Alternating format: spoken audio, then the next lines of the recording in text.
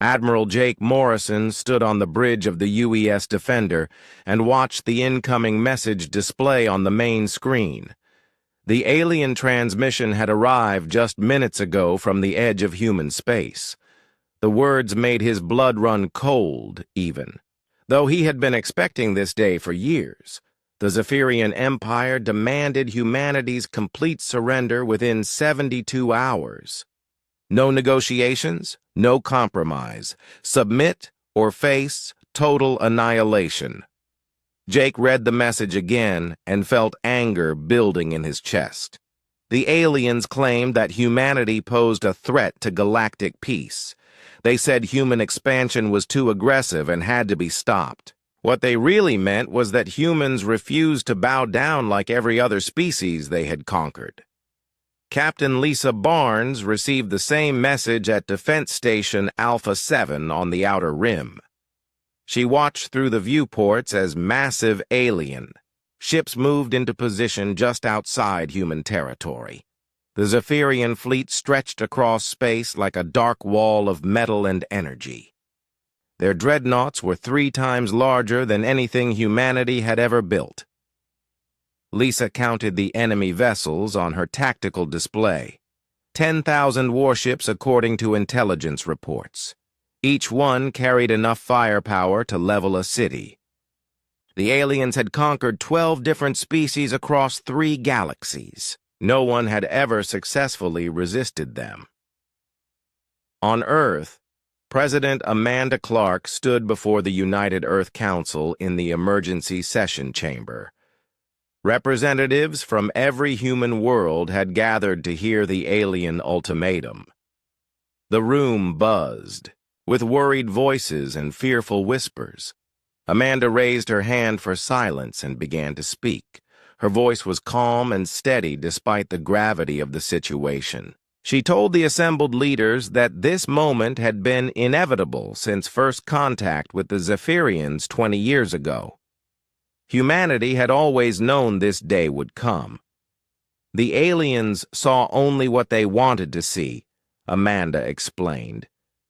They looked at Earth's defensive fleet of 800 ships and assumed victory would be easy. They counted human colonies and calculated how many slaves each world could provide. They had made the same mistake with every species they conquered. But humanity was different. Dr. Henry Carter sat in his underground laboratory beneath the Rocky Mountains and activated Project Exodus. He had spent 30 years of his life preparing for this moment. The automated shipyards hidden throughout human space came online one by one. Secret bases in asteroid belts and dead star systems began their final production runs. The aliens thought. They knew everything about human military capability. They had observed Earth's fleet movements and counted every visible warship. Their spies had reported on human technology and defensive positions. What they had not discovered was the vast network of hidden facilities that had been building ships, in absolute secrecy. Henry watched the status reports flooding in from across human space. Thousands of automated factories working around the clock. Millions of components being assembled into weapons of war. The Zephyrians expected to face hundreds of human vessels. They would face millions. Commander Ryan Tucker prepared his small flotilla for what would appear to be humanity's first desperate strike. His mission was crucial to the overall plan. He had to make the human fleet look smaller and weaker than it really was. The aliens needed to believe they were winning easily. Ryan's ships were older models with visible battle damage from previous skirmishes. His crews were volunteers who understood the risks. They would attack the alien advance guard and then retreat in apparent panic. The Zephyrians would see exactly what they expected to see. A pathetic human force crumbling before superior alien might. Back on the Defender, Jake Morrison reviewed the secret deployment orders that would determine humanity's fate. Hidden fleets were moving into position throughout the solar system. Massive carrier vessels emerged from concealed bases behind moons and inside asteroid fields. Each ship carried thousands of smaller craft that had been mass-produced in complete secrecy. The Zephyrian commander broadcast another message to Earth. His species had ruled the galaxy for centuries, he claimed. They had never met a race that could stand against them. Humanity would be enslaved like all the others. Earth's resources would be stripped away to fuel the alien empire. Jake deleted the message without reading it completely. The alien commander would learn soon enough what happened when someone threatened humanity's children. General Kevin Stone coordinated defensive positions from Lunar Command. His ground forces were ready for planetary assault if the aliens broke. Through the fleet, human Marines had been training for this scenario for decades. They knew the enemy would show no mercy to civilians. Engineer Michelle Davis made final adjustments to the quantum communication network on Europa Station. This technology would give human forces their greatest advantage in the coming battle. While the aliens relied on slower communication methods, every human ship would be connected instantly across vast distances. The countdown timer on every human military display showed 68 hours remaining until the Zephyrian deadline. Across human space, millions of people went about their daily lives not knowing that the largest space battle in galactic history was about to begin. But in secret facilities and hidden bases, humanity's true strength was awakening. The aliens had made their ultimatum. Now they would learn what humans did when their backs were against the wall. Commander Ryan Tucker gave the order to attack and watched his small fleet charge toward the alien advance guard. His 12 ships looked pitiful against the massive Zephyrian dreadnoughts, but that was exactly the point. The aliens needed to see humanity at its weakest before they learned the truth. Ryan's flagship opened fire with everything it had. Plasma bolts and missile salvos struck the alien shields and barely made them flicker. The enemy response was swift and overwhelming. Energy beams tore through space and ripped apart 2 human destroyers in seconds. The Zephyrian commander laughed as he watched the pathetic human attack fall apart. These creatures were even weaker than his intelligence reports had suggested. His weapons officer reported that human ships were already retreating in disorder. Several were leaking atmosphere and spinning out of control. Ryan ordered a full retreat and smiled grimly as his remaining ships fled toward Earth. The aliens followed at a leisurely pace, confident in their superiority. They had seen humanity's best effort and found it laughable. The invasion would be easier than they had imagined. Captain Nicole Phillips watched the fake battle from her hidden position behind Europa's ice fields. Her massive carrier group remained completely invisible to alien sensors. Advanced stealth technology kept 300 ships concealed, while Ryan's forces played their part perfectly. Nicole received confirmation that the deception was working. Alien communications intercepted by human intelligence showed growing confidence among enemy commanders. They were already planning victory celebrations and discussing how to divide Earth's population among their slave markets. The Zephyrians had no idea that Ryan's retreat was leading them into the largest trap in military history. Dr. Henry Carter monitored the hidden shipyards from his control center deep underground. Production had increased to maximum levels as automated factories worked without rest. New ships rolled off assembly lines every few minutes. Fighter squadrons launched from concealed bases and moved into attack positions. The aliens counted 800 human ships in their intelligence reports. Henry knew the real number was closer to 3 million. 30 years of secret construction had created an armada that could darken entire star systems. The Zephyrians were about to face an enemy that outnumbered them 300-1. General Kevin Stone positioned his ground forces as alien landing craft began their descent toward Earth. The enemy planned to capture major cities and enslave the population. They had done this to dozens of other worlds. Their tactics were predictable and brutal. Kevin's Marines waited in hidden bunkers and underground facilities. When the Maya-C aliens landed, they would find that conquering Earth would cost them more than they had ever paid for any world. Humans did not surrender easily. Admiral Jake Morrison studied the tactical displays on the Defender's bridge. The alien main fleet was advancing exactly as predicted. Their formation showed complete confidence in victory. They saw no need for caution against such a weak enemy. Jake opened a secure channel to all human forces. The moment was approaching, when humanity would reveal its true strength. Hidden fleets across the solar system reported ready status. Millions of ships waited for his signal to attack. Engineer Michelle Davis activated the quantum communication network that would coordinate the largest military operation in human history. Every ship, every fighter, every orbital platform was now connected by instantaneous communication links. The human fleet would fight as a single organism while the aliens struggled with communication delays across their vast formation.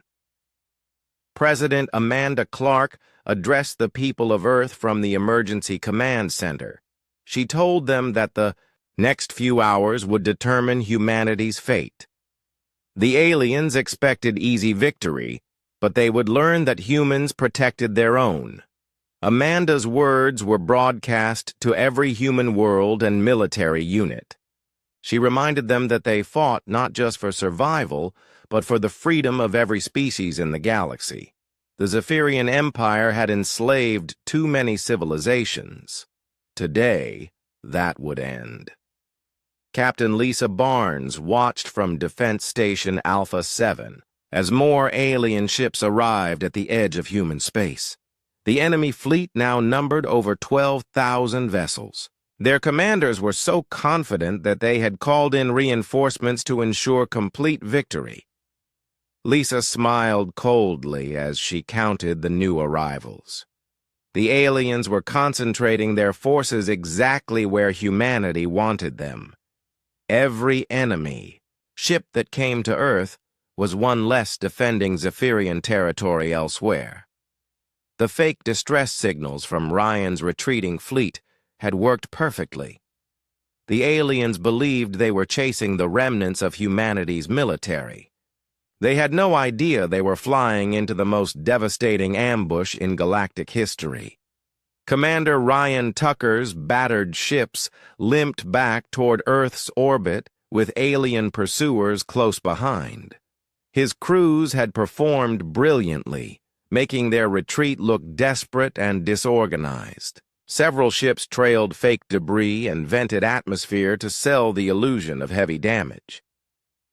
The Zephyrian advance guard reported to their main fleet that human resistance was crumbling faster than expected. Enemy commanders decided to accelerate their attack schedule. They wanted to finish this war quickly and move on to conquering the next species. That decision would be their doom. Across human space, the hidden Armada began its final movements. Carrier groups emerged from behind moons and planets. Fighter squadrons launched from concealed bases in asteroid belts. Massive battleships that had been disguised as space debris powered up their weapons systems. The trap was set. The aliens were committed to their attack. Soon they would learn what happened when someone threatened humanity's children. The Zephyrian main fleet entered Earth's solar system with overwhelming confidence. Admiral Vextar commanded over 10,000 warships in the largest invasion force his empire had ever assembled. His scouts reported that human defenses were already collapsing under their advance guard's pressure. Vextar studied the tactical display and sneered at humanity's pathetic resistance. A few hundred damaged ships fleeing toward their home world, orbital defense platforms that would crumble under his dreadnought's firepower. This conquest would be finished in hours instead of days. Admiral Jake Morrison watched the alien fleet approach on the Defender's main screen. The enemy formation stretched across space like a massive wall of death. Their ships darkened the stars as they advanced toward Earth with weapons charging for bombardment. Jake opened the channel to all human forces and spoke 3 words that would change galactic history forever. Thunder Protocol activated. Across the solar system, space itself seemed to come alive. From behind Jupiter's moons, a fleet of human carriers decloaked and launched their fighter wings. Thousands of small craft poured out like angry hornets, their engines lighting up the darkness. Each carrier held more fighters than the aliens had counted in all of humanity's military. Captain Nicole Phillips led the first wave as her ship HMS Warrior launched its full complement. 3,000 fighters and bombers streamed out of her carrier's bays while 20 other carriers did the same nearby. The aliens had expected to face hundreds of human ships. They were seeing tens of thousands in the first few seconds.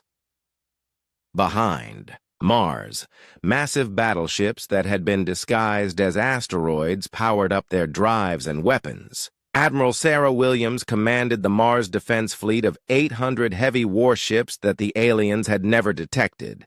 Her dreadnoughts were larger than anything in the Zephyrian Navy. From the asteroid belt came clouds of smaller vessels that had been hiding among the rocks for months. Captain Mike Davis led 5,000 corvettes and destroyers in a flanking attack that hit the alien formation from 3 directions at once. The Zephyrians suddenly found themselves surrounded by enemies they had not known existed. Dr. Henry Carter watched from his underground command center as 30 years of secret preparation revealed itself to the galaxy. Hidden shipyards throughout. The solar system launched their stored fleets. Automated factories that had been disguised as mining operations released waves of freshly built warships. The aliens had counted 800 human vessels in their intelligence reports. The real number was over 3 million. Admiral Vextar stared at his tactical display in growing horror as red dots filled the screen.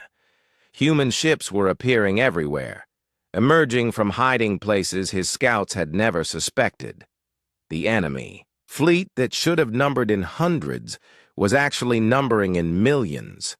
His communications officer reported panic spreading through the Zephyrian formation. Ship commanders were requesting new orders as they found themselves massively outnumbered by an enemy that had seemingly materialized from nowhere. President Amanda Clark's voice echoed across every human ship as the trap closed around the alien. Invaders.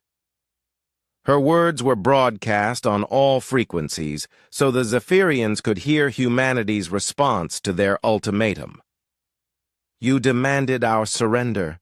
Instead, you will witness our strength. The first human attack wave struck the alien formation. Like a hurricane, Captain Nicole Phillips led her fighters in coordinated strikes against enemy command ships. Her pilots had trained for this moment their entire careers. They knew exactly where to hit to cause maximum damage. Human plasma torpedoes and quantum missiles tore through Zephyrian shields that had never faced such concentrated firepower. The aliens had conquered other species through overwhelming technological superiority. Against humanity, their advantage was useless when facing such impossible numbers. Commander Ryan Tucker's damaged ships suddenly turned around and joined the attack. His retreat had been completely fake. His vessels were equipped with hidden weapons that revealed themselves as he led a devastating strike against the confused alien rear guard. General Kevin Stone coordinated the defense of Earth as some Zephyrian forces attempted desperate planetary assaults. His Marines emerged from hidden bunkers as alien landing craft touched down.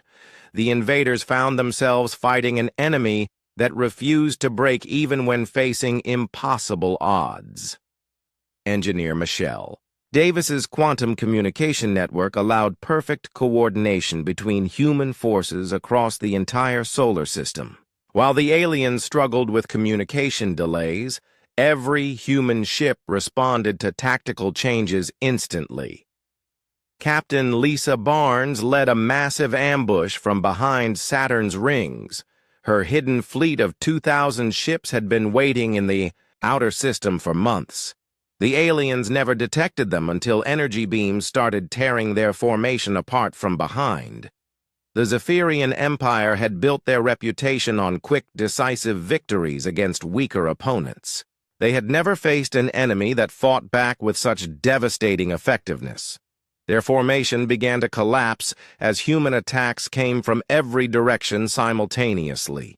Admiral Vexitar realized his invasion force was trapped in the most sophisticated military ambush in galactic history. The humans had allowed him to bring his entire fleet into their solar system before revealing their true strength. Now, escape was impossible. With enemies surrounding him completely, he tried to order a fighting retreat, but found his communications jammed by human electronic warfare. His ships were being destroyed faster than he could count them. The species he had dismissed as weak was dismantling his fleet with terrifying efficiency. The battle that was supposed to last hours and end in Zephyrian victory had become a slaughter in the first 30 minutes. Human forces pressed their attack with ruthless precision, while alien resistance crumbled under impossible odds. Dr. Henry Carter smiled as he watched the tactical displays. The automated shipyards were already building replacement vessels for the few human ships being lost.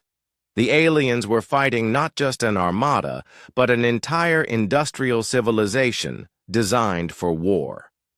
Across the galaxy, other species intercepted the battle communications and watched in amazement as the mighty Zephyrian Empire was being destroyed by the humans they had planned to enslave. Admiral Jake Morrison coordinated the largest space battle in galactic history from the bridge of the UES Defender. Human ships attacked in perfect waves, while the alien formation fell apart under devastating firepower. The Zephyrians had never faced an enemy that could adapt tactics in real time across millions of vessels. Captain Nicole Phillips led her fighter wings in surgical strikes against enemy command ships. Her pilots modified their attack patterns constantly, using captured alien weapon frequencies against their own shields. Human adaptability proved to be their greatest weapon as crews learned to turn Zephyrian technology against them. The alien flagship attempted to rally its remaining forces, but found itself surrounded by human carriers. Captain Steve Johnson's bomber squadrons targeted the massive vessel's engines while Commander Beth Rogers attacked its weapon systems. The ship that had commanded 10,000 vessels was being torn apart by fighters it had considered insignificant. Dr. Henry Carter watched from Earth as his automated shipyards continued producing vessels even during the battle. Human losses were being replaced faster than the aliens could destroy them. The Zephyrians realized with growing horror that they were fighting an enemy that could outproduce their entire empire. Admiral Vexitar's flagship shuddered under human attacks as his bridge. Crew reported catastrophic losses throughout his fleet. Over half his dreadnoughts had been destroyed or disabled. His remaining ships were scattered and unable to coordinate their defense against the swarming human forces. General Kevin Stone's Marines proved their reputation on Earth's surface as alien assault troops attempted desperate planetary landings. The Zephyrians had conquered dozens of worlds using these same tactics. Against humans, Their ground forces found themselves fighting an enemy that never retreated and never surrendered. Sergeant Danny Clark led his squad in close combat against alien warriors twice their size. Human weapons were smaller than Zephyrian gear, but their users were more determined. When ammunition ran out, the Marines fought with whatever they could find. The aliens had never encountered such stubborn resistance.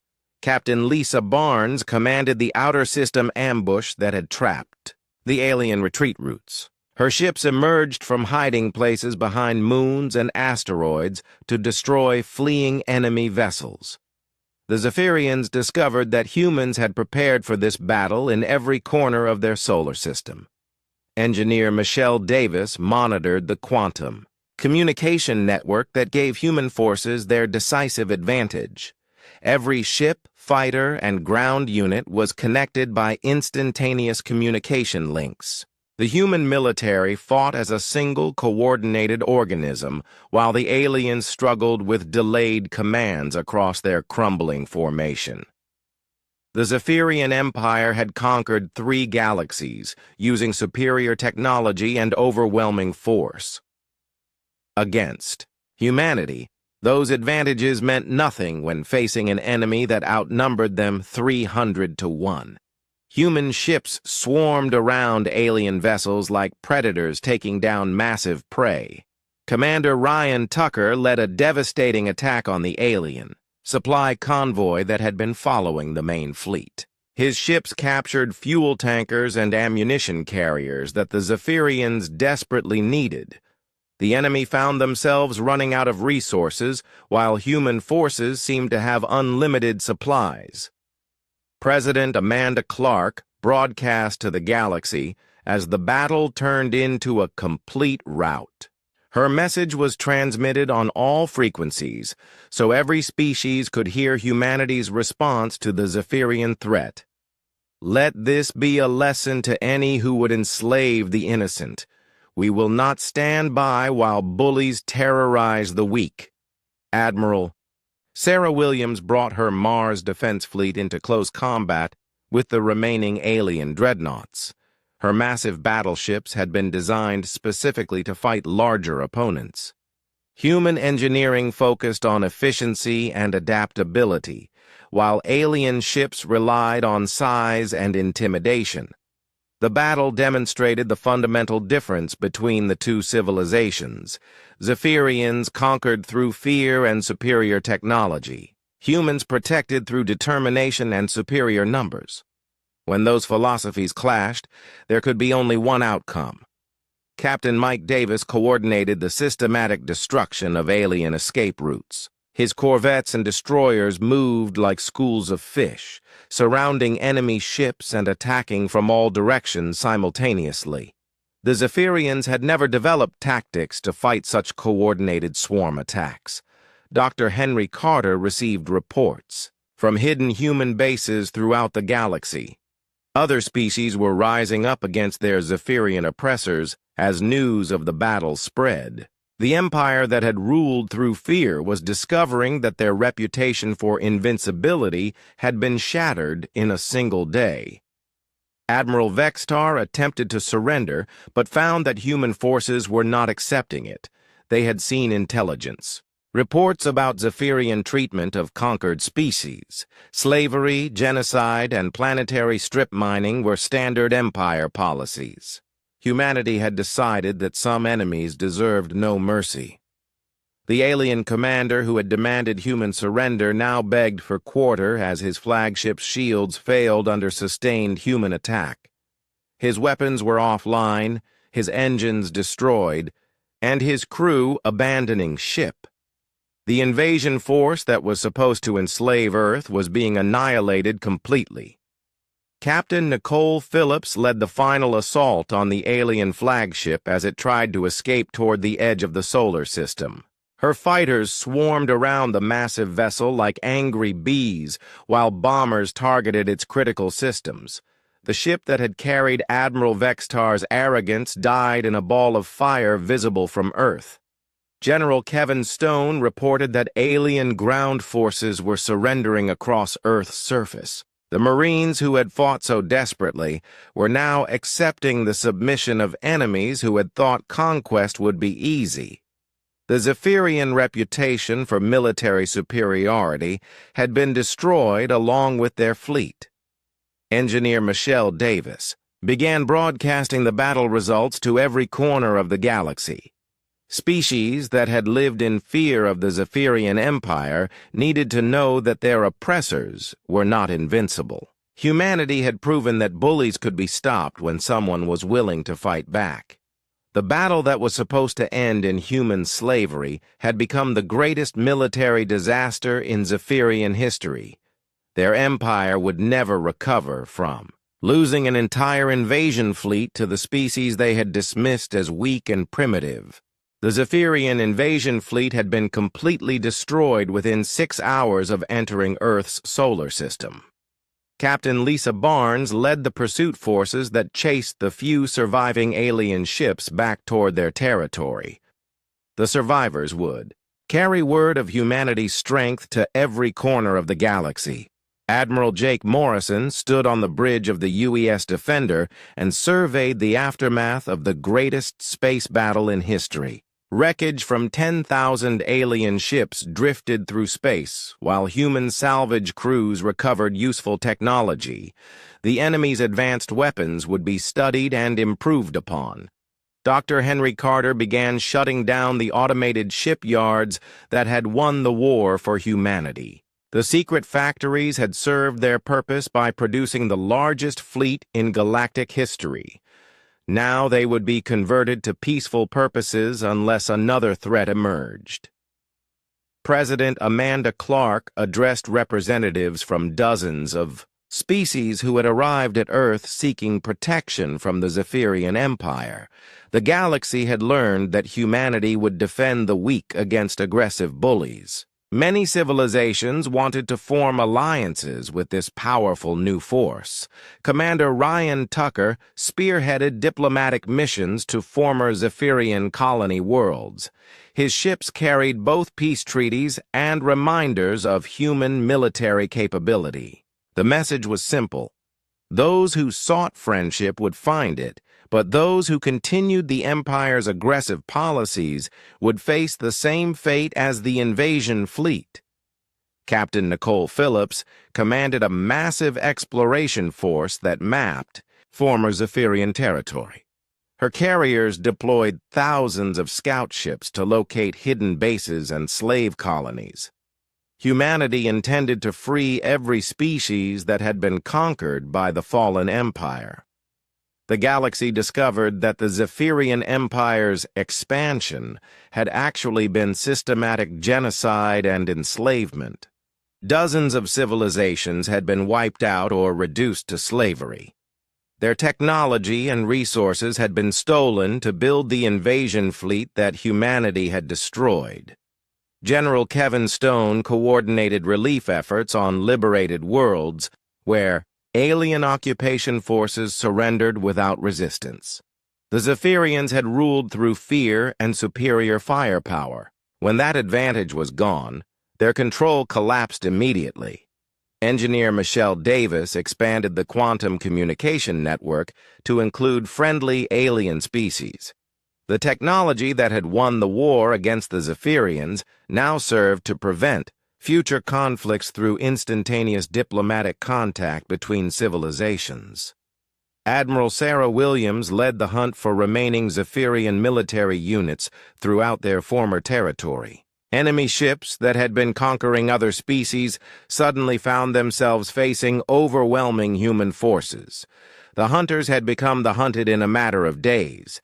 Captain Mike Davis discovered evidence of planned genocide on several Zephyrian worlds.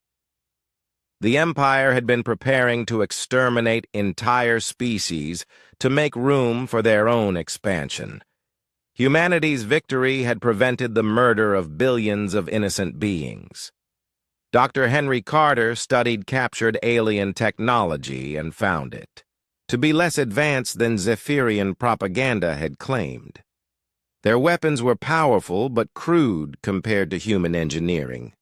The Empire had relied on intimidation rather than true technological superiority.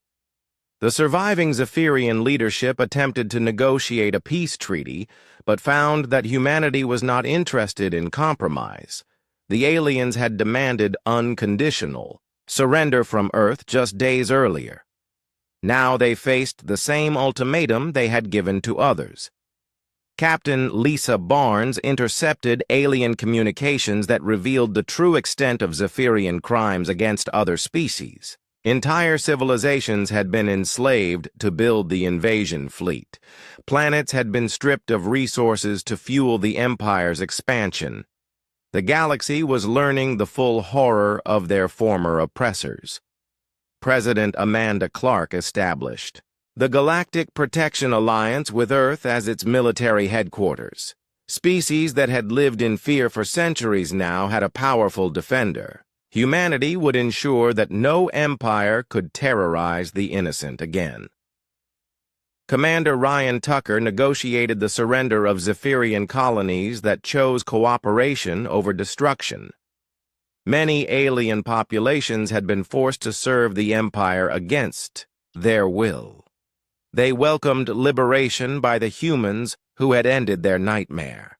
Admiral Jake Morrison deployed human fleets throughout former Zephyrian space to maintain peace and prevent chaos. The Empire's collapse had left a power vacuum that needed to be filled responsibly. Humanity would provide stability while local governments rebuilt themselves. Captain Nicole Phillips established contact with species that had been hiding from the Zephyrians for generations. Advanced civilizations had concealed themselves rather than face conquest and slavery. They emerged from hiding to thank humanity for ending the threat. The quantum communication network allowed instant coordination between human forces across 3 galaxies. Former Zephyrian territory was being pacified and liberated simultaneously. The process that would have taken years was completed in months. General Kevin Stone trained volunteer forces from liberated species to defend their own worlds. Humanity would provide protection, but preferred that each civilization maintain its own security. The goal was peace through strength, not conquest through intimidation. Engineer Michelle Davis worked with alien scientists to develop new technologies for peaceful purposes. The resources that had been wasted on Zephyrian war machines were redirected toward improving life for all species. The galaxy began to heal from centuries of oppression. Dr. Henry Carter converted the automated shipyards to produce civilian vessels and infrastructure for rebuilding efforts. The factories that had built humanity's war fleet now constructed hospitals, schools, and communication arrays for liberated worlds. The Zephyrian Empire that had ruled 3 galaxies for centuries was completely dismantled within a year of invading Earth. Their military was destroyed, their colonies liberated, and their leadership scattered. The galaxy learned that even the mightiest tyrants could fall when someone was brave enough to fight back. Humanity had proven that strength without compassion was ultimately weakness. The Zephyrians had conquered through fear, but fell to an enemy that fought for justice. The galaxy would remember the lesson for generations to come. 6 months after the destruction of the Zephyrian invasion fleet, the galaxy had transformed completely. Captain Lisa Barnes commanded a joint human-alien patrol force that maintained peace in former Empire territory. Species that had been enemies for centuries now worked together under human protection. Admiral Jake Morrison established the new Earth Defense Command that coordinated military operations across 3 galaxies. His fleet had grown to include ships from dozens of allied species, who contributed their own unique technologies to the common defense. The force that had defeated the Zephyrians was now stronger than ever. Dr. Henry Carter worked with scientists from liberated worlds to share knowledge that had been suppressed by the Empire. The Zephyrians had hoarded advanced technology to maintain their military advantage. Now those discoveries were being used to improve life for all species instead of funding more conquest. President Amanda Clark hosted the first Galactic Peace Conference in Earth's history. Representatives from over 200 species gathered to establish new laws and trade agreements. The galaxy was learning to cooperate instead of competing for dominance through warfare.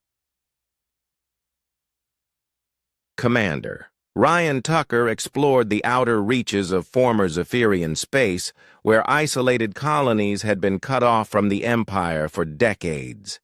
His diplomatic missions discovered civilizations that had developed in complete isolation. Many were grateful to learn that their oppressors had been defeated.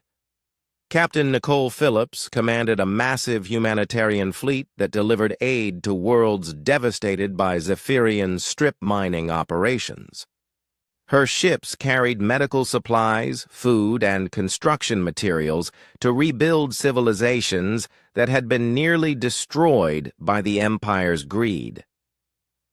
The quantum communication network had expanded to connect every friendly species in the galaxy. Engineer Michelle Davis coordinated the installation of communication arrays that allowed instant contact between distant worlds. Conflicts could be resolved through diplomacy instead of warfare. General Kevin Stone trained the new Galactic Defense Corps that included volunteers from dozens of species. The force was designed to prevent any future empire from threatening galactic peace.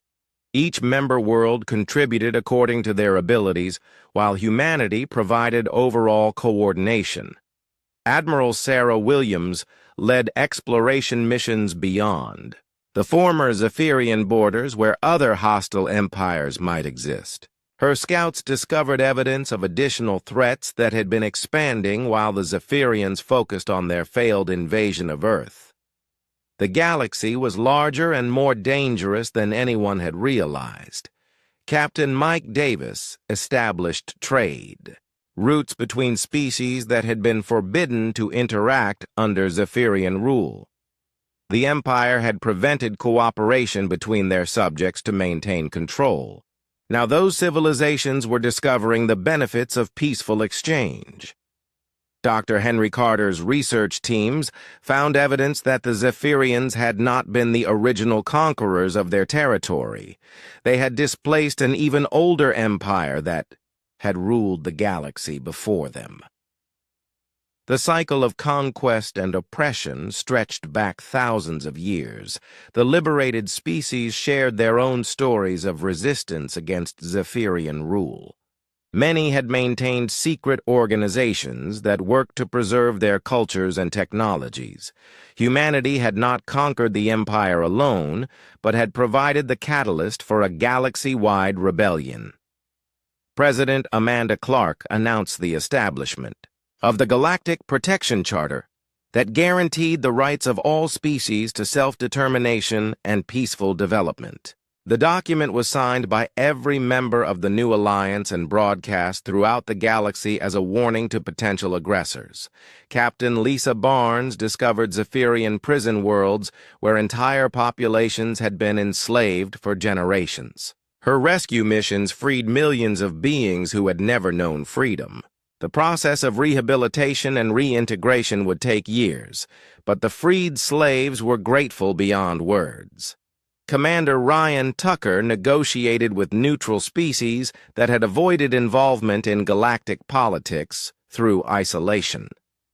Many advanced. Civilizations had hidden themselves to avoid Zephyrian attention. They began to emerge and share their knowledge with the new alliance. The automated shipyards that had won the war were converted to peaceful purposes, but remained ready for emergency activation. Dr. Henry Carter designed the facilities to switch between civilian and military production within hours if another threat emerged. Humanity had learned the value of being prepared. Admiral Jake Morrison received intelligence reports about distant empires that had been expanding, while the Zephyrians focused on conquering Earth. The victory over one enemy had revealed the existence of others. The galaxy was not yet safe from aggressive civilizations. Captain Nicole Phillips established medical exchanges between species with different biological expertise. Alien healing techniques were shared with human doctors, while human medical knowledge helped treat diseases that had plagued other species for centuries. Cooperation was saving lives across the galaxy. Engineer Michelle Davis worked on expanding the quantum communication network to reach unexplored regions where unknown civilizations might exist. The technology that had coordinated humanity's victory was becoming the foundation for galactic unity. General Kevin Stone's training programs produced the first generation of multi-species military units. Soldiers from different worlds learned to fight together against common threats. The Galactic Defense Corps was becoming a reality as former enemies became allies. The Zephyrian Empire's fall had created opportunities for positive change throughout the galaxy. Species that had been suppressed for centuries were rediscovering their own cultures and technologies. The diversity that the Empire had tried to destroy was blossoming again. Captain Mike Davis found evidence of Zephyrian research into weapons of mass destruction that could have sterilized entire star systems. Humanity's victory had prevented not just their own enslavement, but the potential genocide of countless species. The stakes of the war had been higher than anyone realized. Dr. Henry Carter's teams discovered that the Zephyrians had been searching for something specific in their conquests. Ancient artifacts and ruins had been their primary targets on many worlds. The Empire had been driven by more than simple greed for resources. The galaxy was learning to heal from centuries of oppression, but remained vigilant against new threats. Humanity had proven that even the mightiest empire could fall, but the price of freedom was eternal vigilance. The peace they had won would have to be defended by every generation. 1 year after the fall of the Zephyrian Empire, Dr. Henry Carter made a discovery that changed everything. Deep in the ruins of an ancient Zephyrian research facility, his team found records of the true reason for their aggressive expansion. The Empire had been searching for artifacts left by a civilization called the Architects. Captain Lisa Barnes investigated archaeological sites across former Zephyrian territory and found evidence of systematic excavation. The aliens had been digging up ruins on hundreds of worlds, looking for specific technology that was millions of years old. Their conquest of the galaxy had been motivated by fear of something even more dangerous. Admiral Jake Morrison called an emergency meeting of the Galactic Defense Command when the scope of the discovery became clear. The Architects had ruled the galaxy long before any current species evolved. Their technology was so advanced that even fragments of it could revolutionize civilization or destroy it completely. President Amanda Clark convened a secret session of the Galactic Council to discuss the implications. If the Zephyrians had been searching for architect technology, they must have had reason to believe it still existed. The question was whether they had found any of it before their empire collapsed. Commander Ryan Tucker led exploration missions to worlds that had been heavily excavated by Zephyrian archaeological teams. His ships found vast underground complexes that had been carved out over centuries of searching. Some sites showed evidence of recent activity that continued even after the Empire's fall. Captain Nicole Phillips discovered that several Zephyrian research vessels had escaped the destruction of their fleet and were still operating in deep space. Intelligence suggested they were continuing the search for architect artifacts even though their empire no longer existed. The survivors posed a continuing threat to galactic security.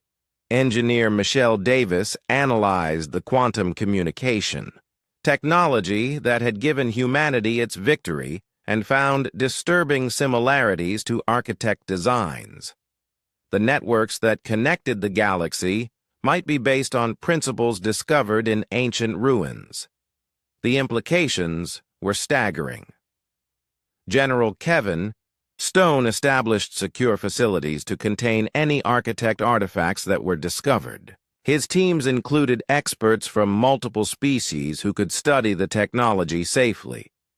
The galaxy had learned the dangers of allowing powerful weapons to fall into the wrong hands. Dr. Henry Carter's research revealed that the architects had disappeared suddenly after ruling the galaxy for millions of years. Their technology remained in hidden vaults and buried cities, but the beings themselves had vanished completely. No one knew why they had left or where they had gone. Admiral Sarah Williams commanded the hunt for surviving Zephyrian research teams that were still searching for architect sites. Her ships tracked the fugitives across the galaxy as they followed ancient star maps to unexplored systems. The chase led to discoveries that shocked even experienced explorers. Captain Mike Davis found evidence that the architects had not been a single species, but a coalition of different civilizations working together. Their technology combined the strengths of multiple races into systems that no single species could have created alone. The lesson was not lost on the current Galactic Alliance.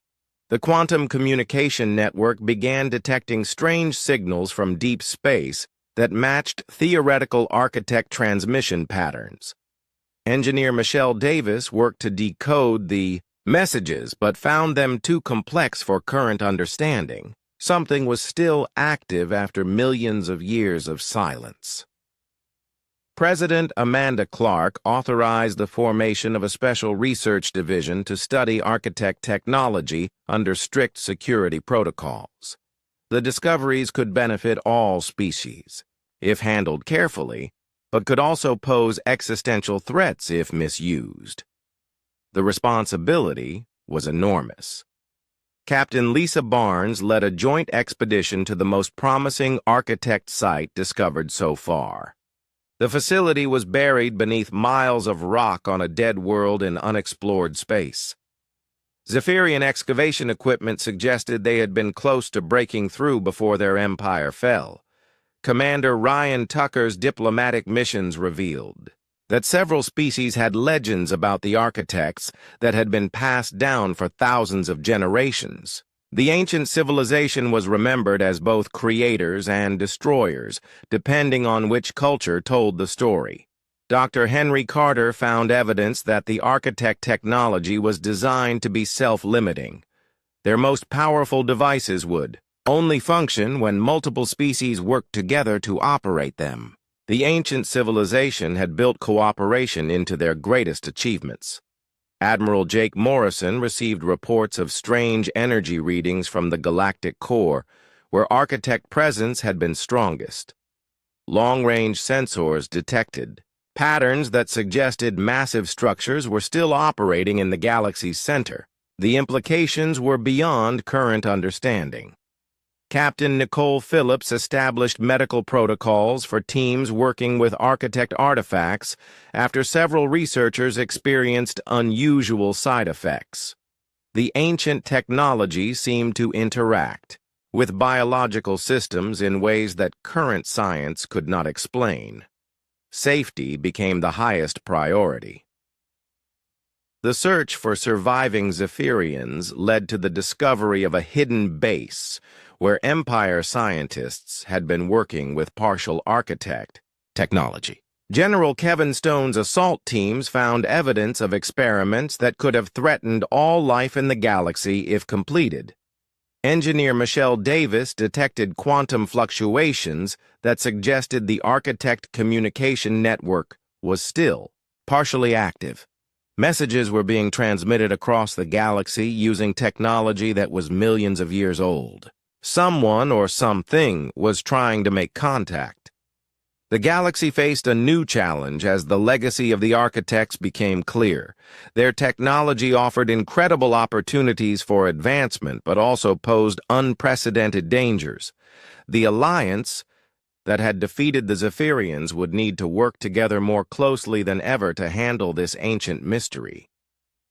Dr. Henry Carter realized that humanity's victory over the Empire had been only the beginning. The Zephyrians had been searching for power to face a threat they understood but never revealed. The galaxy was about to learn what had frightened the greatest military empire in known history. Captain Lisa Barnes prepared for missions that would take exploration teams beyond the edge of known space, where architect signals were strongest. The journey would reveal secrets that had been hidden for millions of years and determine whether the current galactic civilization would survive the knowledge. The signal from the galactic core had been growing stronger for weeks when Admiral Jake Morrison received the message that changed everything. The transmission was in perfect standard galactic, despite originating from technology that was millions of years old. The architects were not extinct. They were coming home. Dr. Henry Carter analyzed the communication and found it contained detailed star charts showing the current positions of every major civilization in the galaxy. The architects had been watching and waiting for the right moment to return.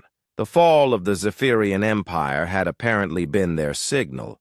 President Amanda Clark convened an emergency session of the Galactic Council as more messages arrived from deep space. The architects claimed to be the original inhabitants of the galaxy who had left to explore other dimensions. They were returning to reclaim their territory and evaluate the species that had evolved in their absence. Captain Lisa Barnes led the first contact team that traveled to the coordinates specified in the architect transmissions.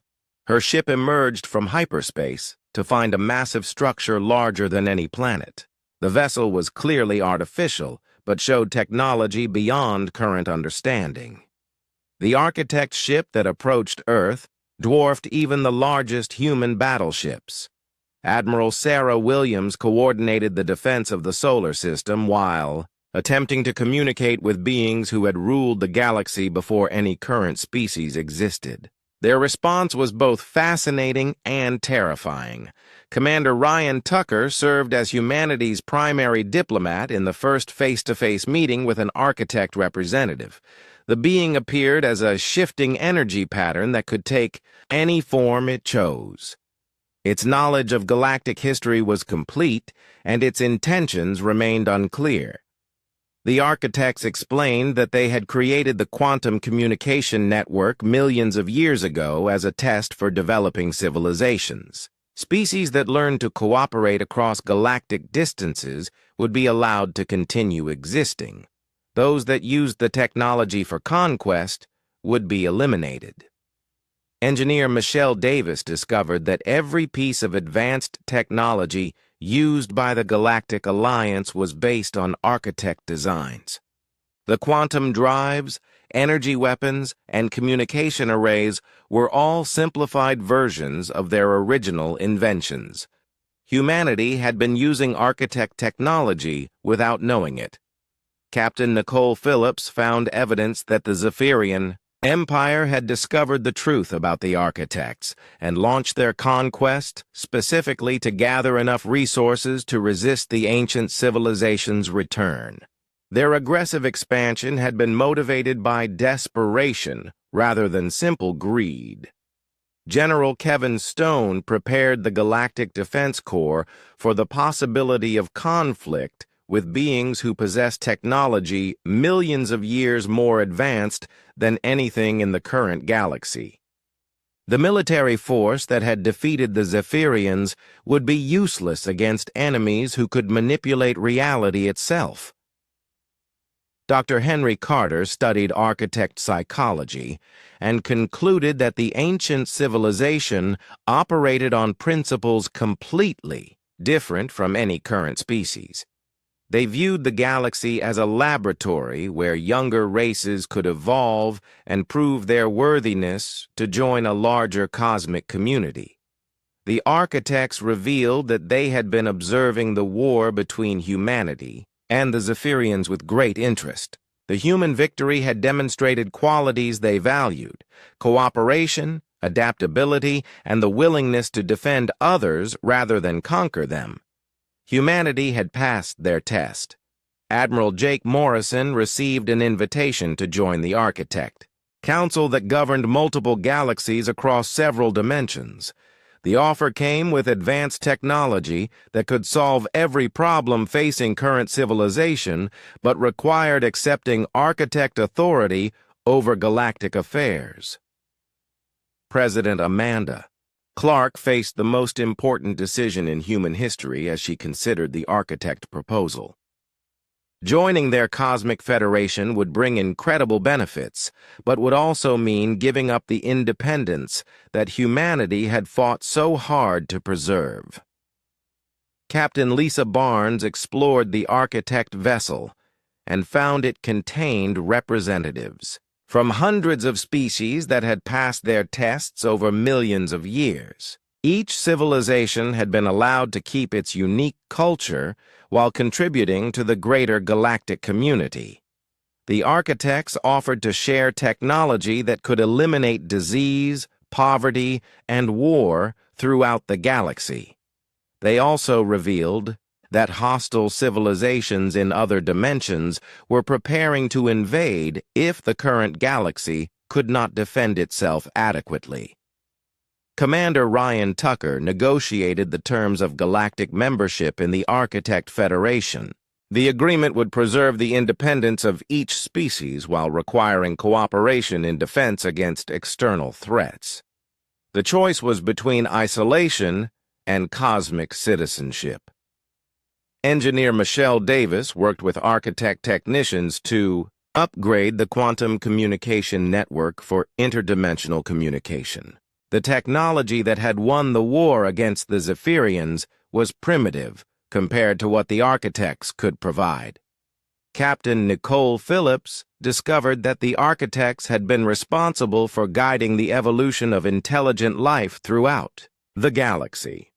They had subtly influenced development to encourage cooperation and discourage excessive aggression. Their return marked the end of a million-year experiment. General Kevin Stone accepted architect assistance in establishing defenses against dimensional invaders who had been conquering other galaxies. The military alliance that had formed to defeat the Zephyrians was expanded to include weapons and tactics beyond current imagination. Dr. Henry Carter realized that humanity's greatest victory was not defeating the Zephyrian Empire, but proving worthy to join the cosmic community. The species that had started as primitive apes on Earth was being invited to help govern multiple galaxies. The Galactic Alliance voted to accept Architect membership after intense debate about the implications. The decision would transform every aspect of civilization, but offered the chance to explore realities beyond anything previously imagined. Admiral Jake Morrison stood on the bridge of a new class of ship that combined human design with architect technology. The vessel could travel between dimensions and communicate across infinite distances. Humanity had joined the cosmic community as equals rather than subjects. President Amanda Clark signed the Galactic Charter that established the new federation between current species and the returning architects. The document guaranteed the rights and independence of each civilization while creating a unified defense against threats from other realities. The galaxy that had been transformed by humanity's victory over the Zephyrians was about to change. Again, as ancient masters returned to guide their children toward a larger destiny among the stars.